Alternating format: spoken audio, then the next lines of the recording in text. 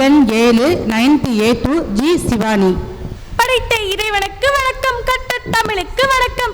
எங்கள் வாழ்வும் எங்கள் வளமும் மங்காள தமிழ் என்று சங்கே முழங்கு.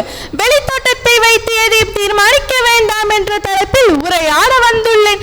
என் உரையை ஆர்வமுடன் கேட்க காத்திருக்கும் தலைமை ஆசிரியர் அவர்களுக்கும், என் வெளித்தோற்றத்தை வைத்து என்னை மதிப்பிடாமல் என் பேச்சின் வீச்சின் மூலம் எனக்கு மதிப்பெண் வழங்க காத்திருக்கும் ஆசிரியர் நடுவர் பெருமக்களே, எனது அருமை உடன்பிறவா சகோதர சகோதரிகளே, உங்கள் அனைவருக்கும் என் முதல்கண் வணக்கம். ஆங்கிலத்தில் ஒரு பழமொழி, don't judge a book by its cover. ஒரு புத்தகத்தை அதன் அட்டையை வைத்து மதிப்பிடாதே என்று சொல்வார்கள். ஆம், நம் பள்ளியில் பெரிய பெரிய கட்டிடங்கள் இல்லை, குளிர்சாதன வசதிகள் கொண்ட வகுப்பறைகள் இல்லை, அகலமான சாலைகள் இல்லை என்று வெளித்தோற்றத்தை மட்டும் கண்டு இங்கு நாம் சேராமல் இருந்திருந்தால் அது நமக்கு தன இழப்பாக இருக்கும். ஆம், அது நம் வாழ்வில் பேரிழப்பாகவே அமைந்திருக்கும்.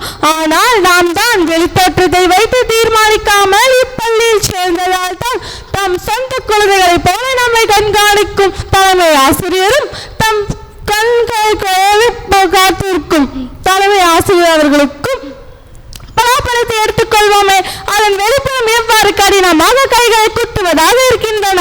அதை வைத்து உள்ளே இருக்க பழம் வேண்டாம் என தீர்மானித்தால் அந்த இனிப்பு சுவை நம்மால் சுவைத்திருக்க முடிந்திருக்குமோ?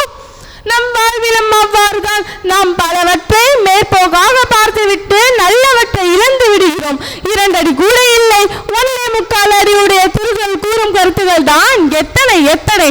மூர்த்தி சிறிதாயினும் கீர்த்தி பெரிது, கடுகு சிறிதானாலும் காரம் குறையாது போன்ற பழமொழிகள் வெளித்தோற்றம் வெறும் தோற்றமே என்பதை பழங்காலம் முதலே நமக்கு எடுத்துரைக்கிறது. 1893 சிகாகோவில் நடைபெற்ற உலக சமயங்களின் மாநாட்டில் சுவாமி விவேகானந்தர் உரையாட வந்தபோது அங்குள்ளவர்கள் அவர்களின் தோற்றம், உடை ஆகியவற்றை கண்டு இவர் என்ன பேசிவிடப் போகிறார் என அதை கண்டு கொள்ளாமல் அலட்சியமாக நினைத்து அவர்களில் பேசிக் கொண்டிருந்தனர். ஆனால் சுவாமி விவேகானந்தர் அங்குள்ளவர்களை சகோதர சகோதரிகளை என அழைத்து பேசத் தொடங்கியவுடன் அரங்கமே அமைதியானது. இந்த மதம் உலகம் முழுவதும் பரவ இந்த உரை மிக முக்கிய காரணம். மெலிந்த உடல் அமைப்பும் ஒரு சிறிய வேஷ்டி மட்டும் அணிந்திருந்த காந்தி தானே நமக்கு சுதந்திரம் பெற்று தந்தார். இன்று வரை நம்ம அவரை தேசப்பிதாவாக போற்றி மரியாதை செய்கிறோம். கரிய தோற்றமுடைய கல்வி பயிலாத காமராஜர் தானே மதிய உணவை வழங்கி பல தலைமுறையினர் கல்வியை கற்க அடித்தளமிட்டார். விவசாயிகளுக்கு நீர் ஆதாரத்தை பெருக்க பல அணைகளை கட்டினார். எனவே வெளித்தோற்றம் வெறும் தோற்றம்.